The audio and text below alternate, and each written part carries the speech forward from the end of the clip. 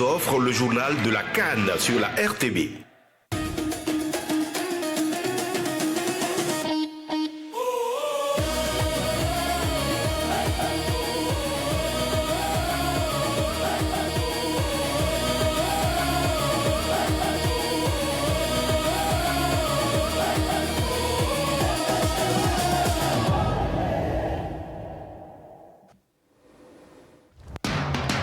Brafort, une tradition d'excellence, une fierté pour nos couleurs.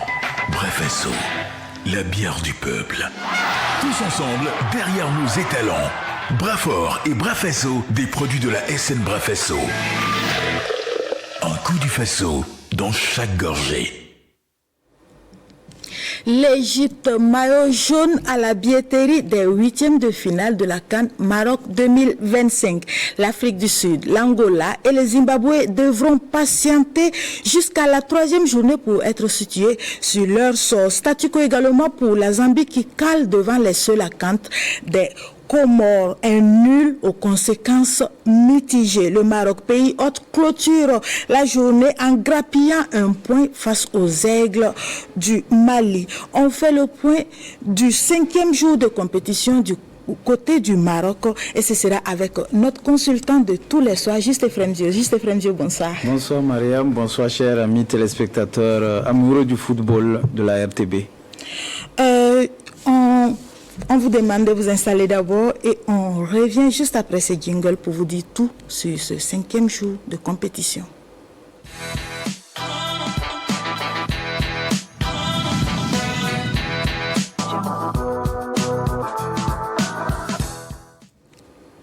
L'Égypte, première nation à composter son ticket pour les huitièmes de finale de la CAN Maroc 2025. Face au Bafana Bafana dans le choc de la poule B, c'était la première place qui se jouait. La rencontre s'est débloquée juste avant la pause pour Mo Salah et ses coéquipiers avec l'ouverture du score à la 45e minute sur penalty.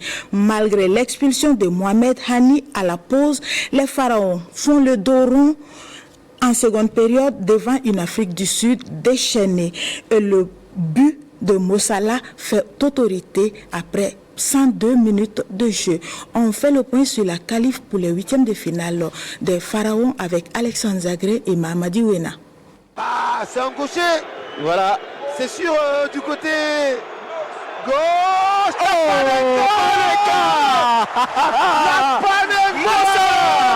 Ce but marqué sur penalty a suffi au bonheur des pharaons d'Égypte.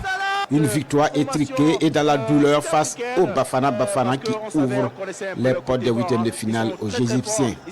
La rencontre considérée comme la finale du groupe B s'annonçait équilibrée, mais d'entrée l'Égypte met le pied sur le ballon et domine la partie. Assez synchronisé par rapport à l'intention de passe. Une domination salvatrice en fin de période. Le pharaon d'Égypte attention, Mohamed Salah qui est dans ses œuvres, la phase de réparation. Pas très loin. Mohamed Salah obtient un pénalty suite à cette action. Débloquer une situation. Attention, pénalty. Oui. Voilà. C'est sûr du côté gauche. Avec sang-froid, il joue le contre-pied parfait. De Mo Salah. Sud-africaine, Hugo Bross devra sortir de son gong. Tout à fait. Pour permettre, alors qu'on revoit cette faute de Ali. C'est vrai. Une bonne semelle. Dans la foulée, l'Égypte est réduite à 10 pour accumulation de cartons jaunes. Mohamed Hani abandonne ses coéquipiers. Attention, non, suivre l'action. C'était dans un premier temps jaune. Ouais. Oh, le carton rouge. En seconde période, les Bafana Bafana prennent le contrôle du jeu et assiègent le camp égyptien. Oui, il a demandé le ballon dans l'espace, dans les airs. La muraille égyptienne est infranchissable et quand la défense n'y arrive pas, El Shenaoui joue parfaitement le rôle de dernier rempart. Écœuré par cette résistance pharaonique, l'Afrique du Sud pensait voir le bout du tunnel sur cette action. Le football africain pendant longtemps. Oh, attention, il n'y a pas de place pour tirer, justement. La VAR est de nouveau sollicitée. Le ballon est derrière la ligne blanche. Donc, la décision est sévère pour les demi-finalistes de la dernière CAN en Côte d'Ivoire qui n'obtiennent pas de pénalty. Ah non. Il peut prier, Yasser. Malgré 7 minutes de temps additionnel, le score reste de 1-0 pour les Pharaons d'Égypte.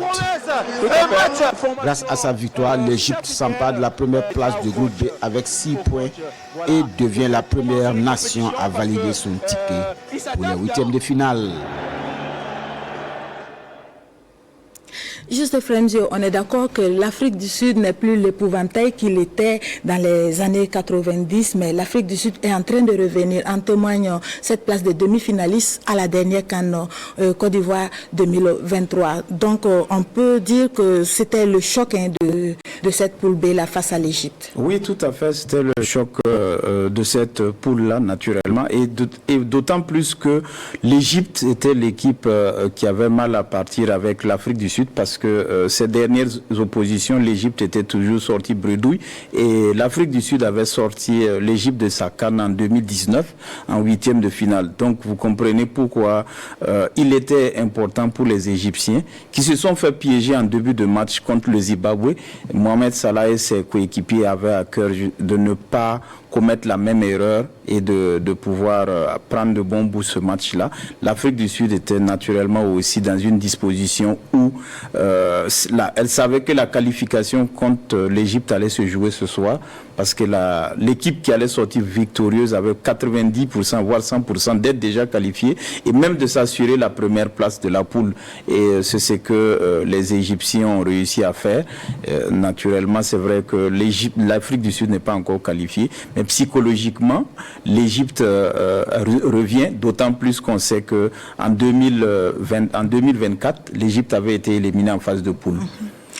Justement, il commence à dater le dernier sacre des Pharaons dans cette Coupe d'Afrique, la septuple champion d'Afrique et un triplé historique entre 2006, 2008 et 2010, et après, plus rien. Ça fait pratiquement 15 ans que l'Égypte n'a plus remporté de trophée. Pourtant, chaque année, ils viennent en tant que favoris. Oui, naturellement, l'Égypte est un peu comme la Seleção. C'est pratiquement la sélection qui a participé à toutes les compétitions, j'allais dire toutes les éditions de la CAN. 27e Coupe d'Afrique cette année. Tout à fait, sur 27 sur 35.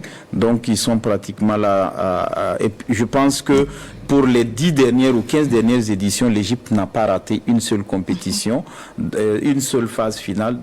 Et naturellement, avec 7 titres en clé, il faut patienter, il faut peut-être aussi laisser pour que d'autres pays aussi puissent inscrire leur nom, comme le Burkina Faso. Sinon, si l'Égypte commence à truster encore les trophées, il risque de faire encore, on allait dire, un back-to-back. Et ça va pas plus être intéressant. Donc, Mariam, si tu permets, que ceux qui n'ont pas encore de trophée comme le Burkina puissent inscrire leur nom le temps qu'on puisse rattraper l'Égypte avant qu'elle ne puisse se permettre d'inscrire une autre étoile encore sur son maillot. C'est tout le mal qu'on souhaite au Burkina. Et on ne va pas oublier que Mohamed El Chenaoui a fini la rencontre en tant qu'homme du match. On peut dire que c'était amplement mérité au vu de la volée de bois vert que l'Afrique du Sud a eu à essuyer en seconde période. Et c'était, est-ce qu'on peut dire que c'était un choc aussi des gardiens? Parce que d'un côté, il y avait Ronan Williams de l'Afrique du Sud qui s'était illustré de la meilleure des manières l'année dernière. On se rappelle ces 4 tirs arrêtés en pénalty et au tir au but face au Cap-Vert. C'était en quart de finale. Et d'un autre côté, on avait El Chenaoui, le doyen de cette équipe égyptienne-là. Oui, naturellement, quand le gardien sort meilleur joueur d'un match, ça veut dire que son équipe a subi. Et l'Égypte, menant au score à la fin de la première période, a essayé de gérer son match comme on a l'habitude de dire. Et l'Égypte était en infériorité numérique avec la sortie de son latéral droit au niveau dès la fin de la première période. Donc, en deuxième période, l'Égypte a procédé par contre-attaque. Vous avez vu que Marmouche a dû sortir pour que l'équipe égyptienne puisse se renforcer au niveau de la défense. Et en subissant les assauts des Bafana, El Shenaoui n'est pas venu avec toute la certitude lors du match contre le Zimbabwe, mais ce soir, il a sorti le grand jeu. On a retrouvé le El Shenaoui des grandes époques au niveau des Pharaons et de son club. Et comme je l'ai dit, si le gardien sort meilleur joueur du match, ça veut dire que l'équipe a beaucoup subi. Et il a su garder sa cage inviolée. Et en ouverture de cette deuxième journée de la phase de poule, les Warriors de Zimbabwe étaient face aux Palancas Negras d'Angola dans le duel des vaincus de la poule B. Et dans cette partie où il ne fallait pas perdre, les deux formations ont fini par couper la poire en deux, un but partout.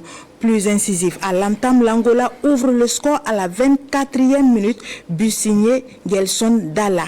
Loin de se laisser démoraliser, les Warriors reviennent dans la partie juste avant la pause, à la 45e minute plus 6. Superbe enchaînement, beau contrôle de Knowledge Moussola qui envoie le cure dans les filets, un but partout. De retour des vestiaires, chacune des deux équipes a eu son temps fort, mais les deux manquent de rigueur sur le plan offensif. Conséquence, un match nul qui ne fait l'affaire de personne dans la course pour finir parmi les meilleurs troisièmes. Tout à fait, je pense que ça ne va pas être évident, mais bon, chacune va saisir sa chance. Mais le plus important ce soir, je pense que Angolais et Comoriens ne souhaitaient surtout pas perdre, parce qu'une défaite, c'était pratiquement un au revoir pour la compétition dès la deuxième journée, ce qui allait être une sortie prématurée. Une troisième journée peinarde pour les Pharaons.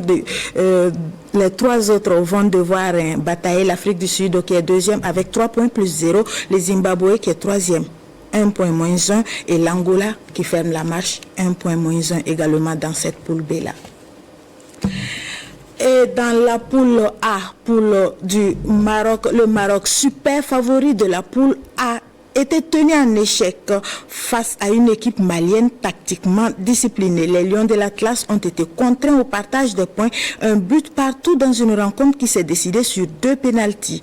Le premier en faveur du Maroc arrive dans les arrêts du jeu de la première période, transformé par Brahim Diaz qui signe un deuxième but dans cette CAN. L'égalisation malienne va intervenir à la 64e minute. Lassine Sinayoko remet les pendules à l'heure une fois de plus sur penalty.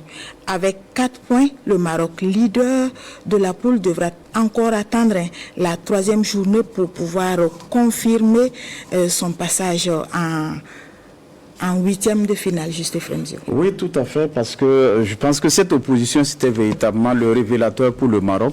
Et on avait tous à cœur de voir quel était le véritable niveau de ces Lions de l'Atlas qui était montré comme un épouvantail. Pratiquement 20 matchs sans défaite. Donc, elle était attendue. Contre le Comore, les choses ne se sont pas très bien passées parce qu'on a vu après une équipe du Comore qui a reculé, qui a un peu refusé le jeu.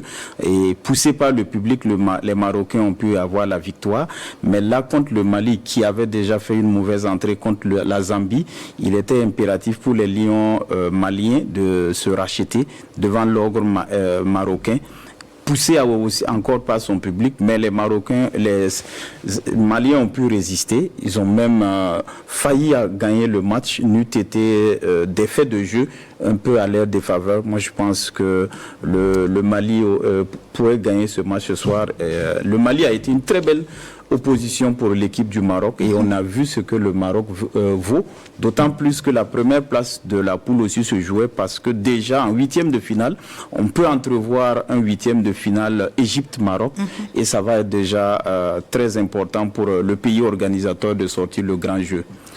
Et pas de but, toujours dans la poule A, pas de but au stade Mohamed V de Casablanca dans la bataille tactique qui opposait Chipolopoulos de Zambie au Solakant des Comores. Deux équipes qui avaient besoin de points pour continuer à espérer. Finalement, Zambiens et Comores se quittent dos à dos et devront être plus décisifs en 3e journée pour se faire une place en finale. Juste Frem, finalement, dans cette poule A-là, c'est ouvert. Maroc 4 points, Mali 2 points, Zambie 2 points et puis les Comores avec un tout petit point. Oui, même les Comores avec 1 point peut toujours passer. C'est vrai qu'ils ne partent pas favoris devant le Mali, Mais déjà avec la règle du meilleur troisième, ils ont la possibilité. Mais l'écrémage s'est fait par le bas parce que toutes les équipes ont progressé. Je pense que si c'est pas les Comores ont été peut-être omnibulés, j'allais dire tétanisés par le match d'ouverture, sinon les Comoriens n'ont pas du tout été ridicules au match d'ouverture. Et là, contre l'équipe de Zambie, ils ont joué, ils sont sortis, ils ont saisi leur chance. Mais ils ont joué, toutes les deux équipes ont joué avec le frein à main parce que comme Zimbabwéens et Angolais, il ne fallait pas perdre. Parce qu'une défaite était pratiquement déjà synonyme d'une élimination pour l'une des deux équipes. Donc, c'est à la troisième journée, chacun ira jouer son va-tout et on verra quel est le résultat que Dame Football va nous donner. Statu quo donc dans cette poule A.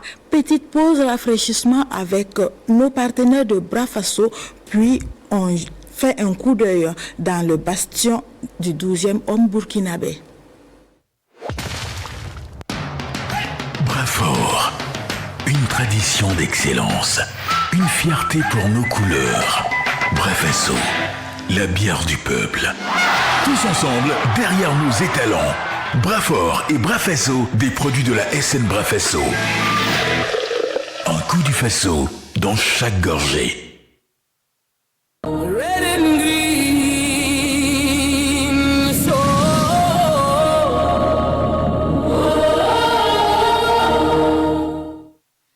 Et comme vous avez pu le constater sur la première sortie des étalons dans cette CAN, le 12e homme est bel et bien présent au Maroc pour pousser le 11 national à la victoire. L'UNSE a d'ailleurs reçu la visite du président de la Fédération burkinabé de football ce vendredi dans sa base à Casablanca. Objectif de cette visite de courtoisie, demander au 12e homme un engagement complet derrière les étalons. Alain Didier Compaoré sur place à Casa. En cette matinée du lendemain de Noël, alors que certains profitent des rayons de soleil de Casablanca, un véhicule s'engouffre devant l'hôtel qui abrite les supporters des étalons. Avec lui, le président de la Fédération burkinabé de football. Oumarou Sawadgo et ses collaborateurs sont là pour souhaiter la bienvenue à l'Union nationale des supporters des étalons et l'encourager à demeurer le moteur et le souffle des étalons tout au long de la CAN. Même s'ils ne sont pas sur le terrain, leur rapport est très significatif. Parce que quand le joueur même au moment où ça ne va pas et puis il entend la voix de ses supporters, vous savez, il y a ce qu'on appelle, pour ceux qui ont fait le sport, il y a ce qu'on appelle le second souffle. C'est à ce moment quand le supporter se manifeste, le joueur même il se sent pousser des ailes et il joue jusqu'à la fin du match sans se rendre compte qu'il y a la fatigue. Et c'est cet appel qu'on veut lancer aux supporters de continuer à appuyer notre équipe, à encourager les joueurs. Il ne faut pas qu'on soit des supporters qui se fâchent, qui insultent les joueurs, mais qu'on oublie tout ça. Et pendant le match, tout ce que nous devons sentir, c'est vraiment des vivants pour pousser l'équipe jusqu'au bout. Donc, il y a l'image du pays à sauvegarder. On leur demande d'être des modèles tout au long de ce tournoi.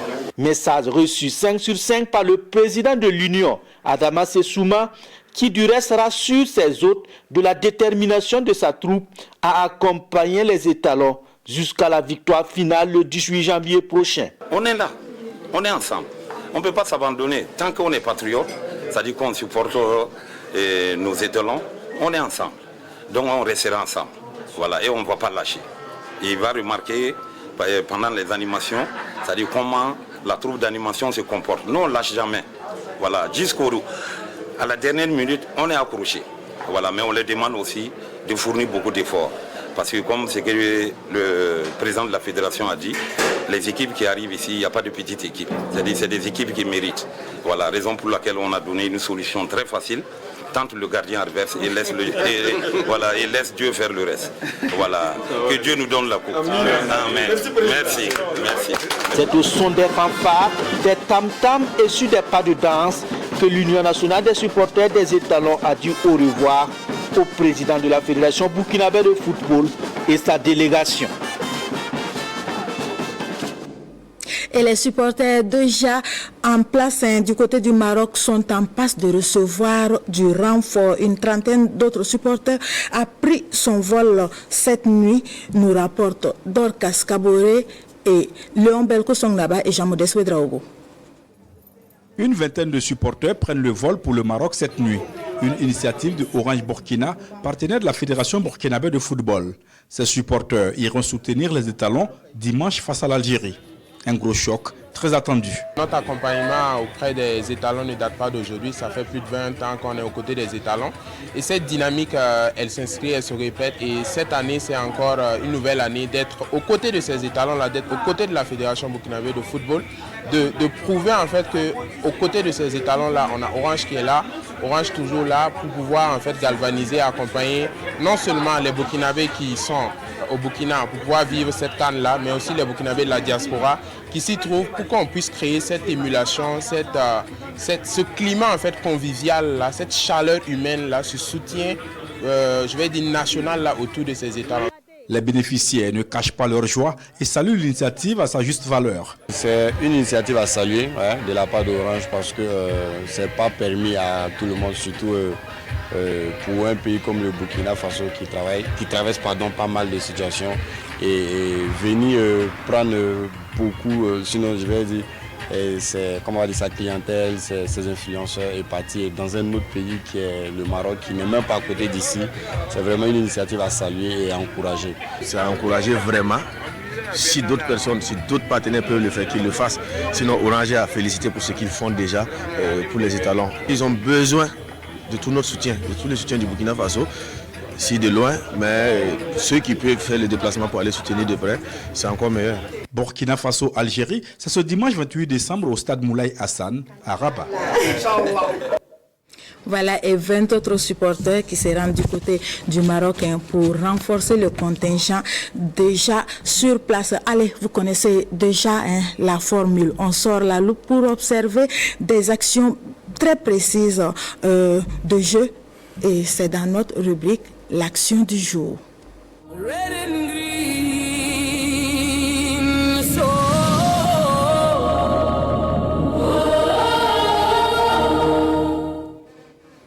Voilà, on retient pour vous, ou je dirais plutôt que c'est juste Ephraim Zio qui retient pour vous l'action qui provoque le penalty de l'Égypte. On joue 38 minutes lorsque le capitaine des Pharaons, Mohamed Salah, après un enchaînement, s'écroule dans la surface sud-africaine.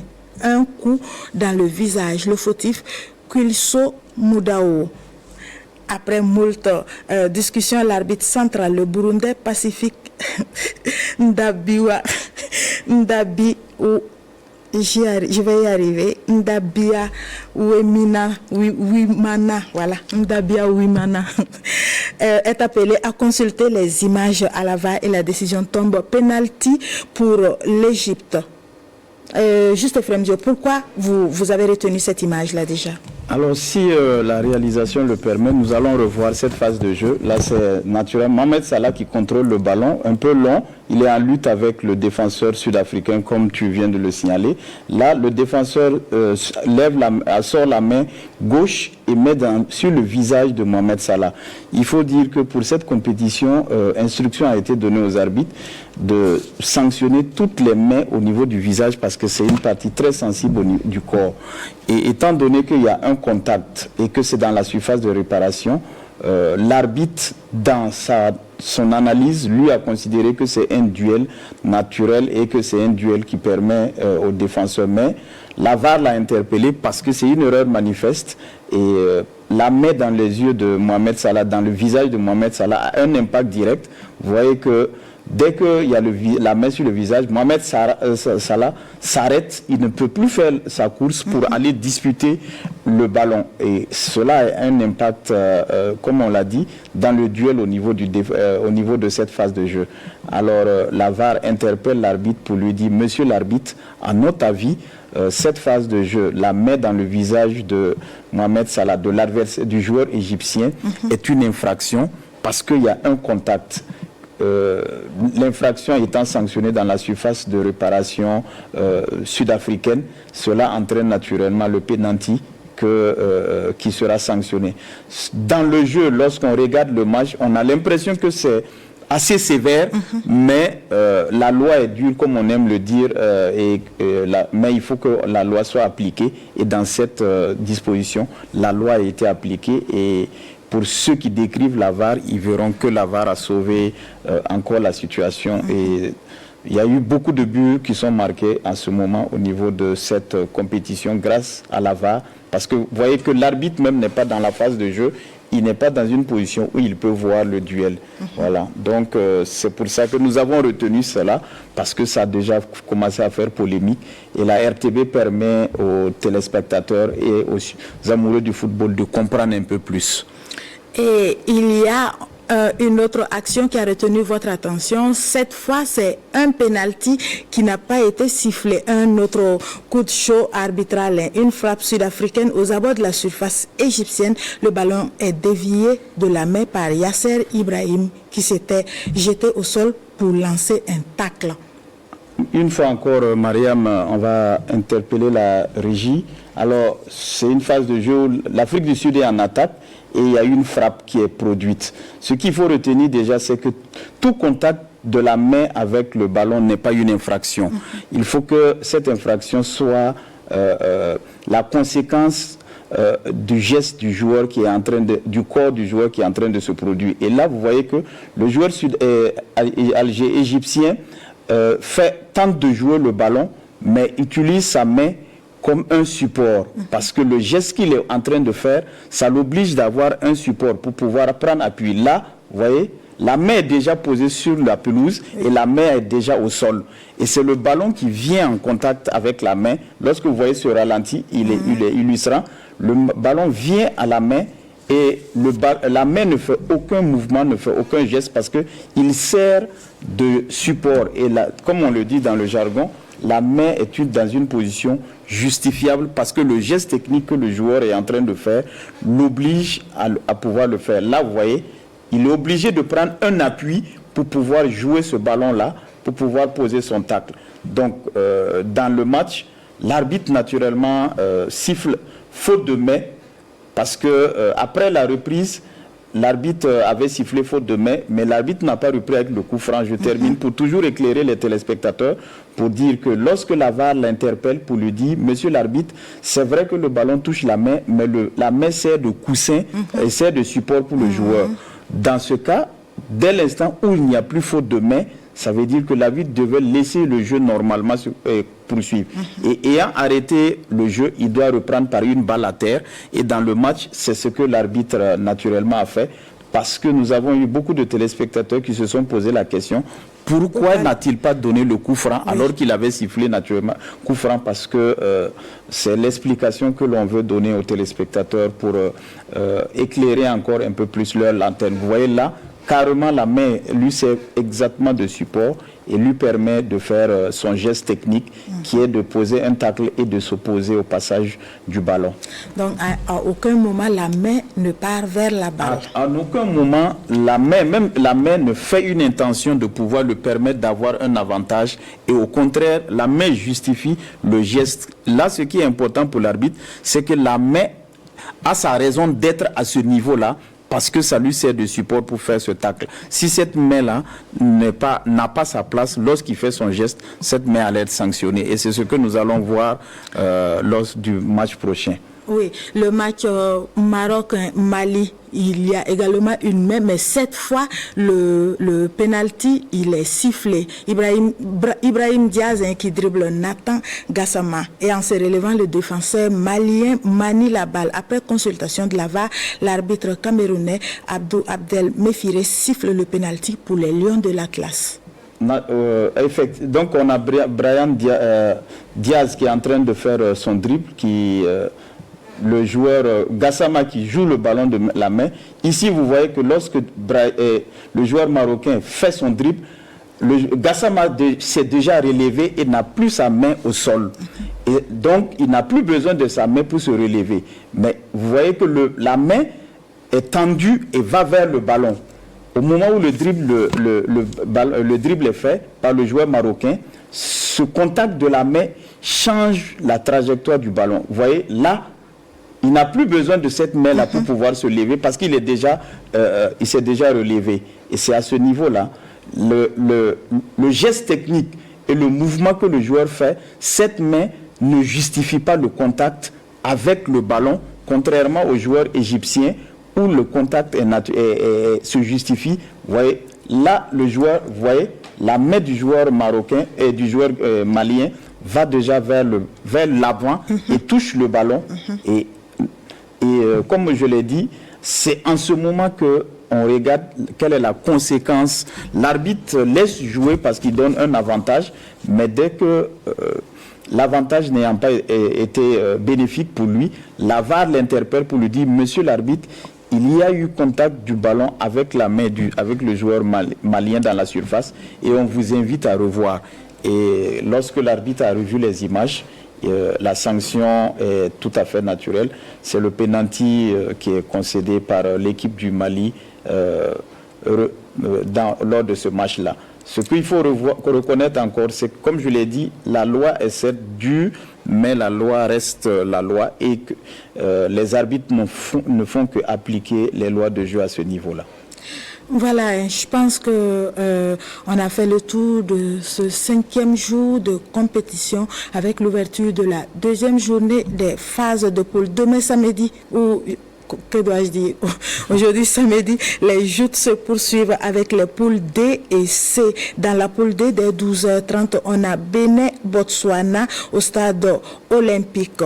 Match qui sera en direct sur la RTB. Et le choc de la poule D, c'est justement Sénégal-RDC à partir de 15h et ce sera au grand stade de Tanger. Dans la poule C, l'Ouganda sera face à la Tanzanie à 17h30 au stade Al-Medina de Rabat. Match en direct également sur la RTB et en clôture de du 6e jour de compétition, on aura Nigeria-Tunisie à 20h au grand stade de Fès et c'est le choc des favoris de la poule C, match en direct sur la RTB. Journée chargée également demain, Juste Fremdio. Tout à fait, avec des matchs palpitants, avec beaucoup de rebondissements par rapport à des revanches ou des confirmations.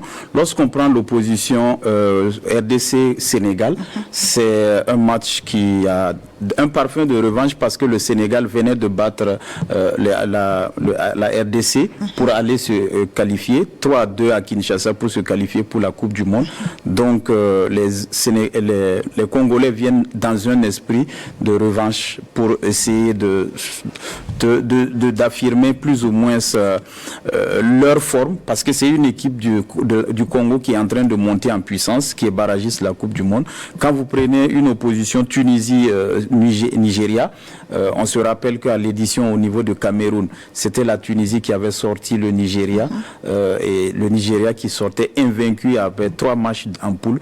Donc c'est autant d'oppositions que nous allons suivre à la loupe et nous allons encore revenir avec la rubrique les faits de jeu pour éclairer les téléspectateurs comme le permet la RTB.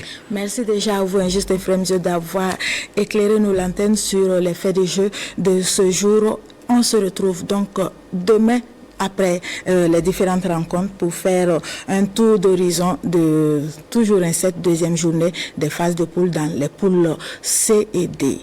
Pour le moment, on se dit bonsoir et vive la CAN. Les bières Brafasso et Brafort vous ont offert le journal de la CAN. Un goût du Faso dans chaque gorgée.